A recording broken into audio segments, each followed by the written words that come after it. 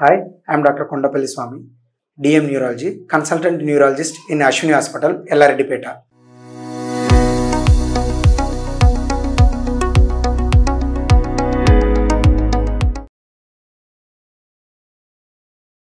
Migraine headache లక్షణాలు ఉన్న వాళ్ళు ఏ పద్ధతులు పాటించాలి, వచ్చినప్పుడు ఏం చేయాలి?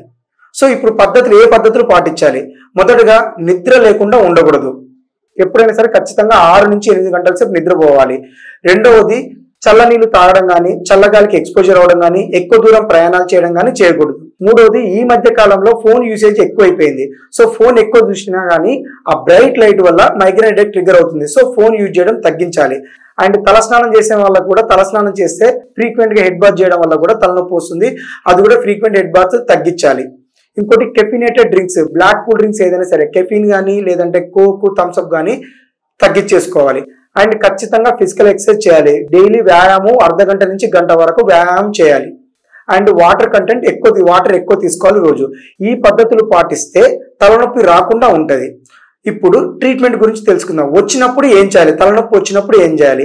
మీకు దగ్గరలో ఉన్న న్యూరాలజిస్ట్ ని కనుక కన్సల్ట్ అవ్వగలిగితే అది మైగ్రేన్ హెడేక్ కాదా, లేకపోతే టెన్షన్ టైప్ ఆఫ్ హెడేక్, లేకపోతే ఇంకా ఇతరేతరమైన హెడేక్ అని కన్ఫర్మ్ చేసి దానికి తగిన ట్రీట్మెంట్ ఇస్తారు. దీనికి మైగ్రేన్ హెడేక్ 2 రకాల ట్రీట్మెంట్ ఉంటుందండి. ఒకటి వచ్చినప్పుడు మాత్రమే ఇవ్వాలి. రెండవది రాకుండా ఉండడం కోసం ఇవ్వాలి. ఎవరికి రాకుండా ఇవ్వాలి అంటే ప్రివెంటివ్ మెడికేషన్ ఇవ్వాలి. అంటే ఎక్కువ ఫ్రీక్వెన్సీ ఉన్న వాళ్ళకి, కొందరికి నెలకు ఒక్కసారి కానీ 2 నెలలకు ఒకసారి కానీ వస్తుంది. ఇలాంటి వాళ్ళకి ప్రివెంటివ్ మెడికేషన్ అవసరం లేదు. వచ్చినప్పుడు ట్రీట్మెంట్ ఇస్తే మాత్రం సరిపోతుంది.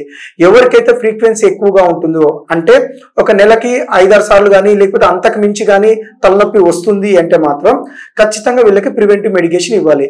ప్రివెంటివ్ మెడికేషన్ ఇవ్వాలన్నా వద్దా, ఇస్తే ఎంత డోస్ ఇవ్వాలి, ఏ టాబ్లెట్ ఇవ్వాలని తెలుసుకోవడం కోసం మీరు వెంటనే దగ్గరలో ఉన్న న్యూరాలజిస్ట్ కలవాల్సి ఉంటుంది. సో మైగ్రేన్ హెడేక్ ని వచ్చినప్పుడు మందులు వాడడం కన్నా రాకుండా చూసుకోవడం చాలా ఇంపార్టెంట్. సో ఇప్పుడు చెప్పిన మీకు ట్రిగ్గర్స్ అయితే ఏవైతే ఉన్నాయో ప్రెసిపిటేటింగ్ ఫ్యాక్టర్స్, వాటన్నిటిని కనుక కంట్రోల్ చేసుకోగలిగితే మనం మైగ్రేన్ హెడేక్ రాకుండా చూసుకోవచ్చు. వచ్చినప్పుడల్లా మందులు వేసుకోవడం కన్నా రాకుండా చూసుకునే పద్ధతులు వాడితే చాలా మంచిది. Thank you.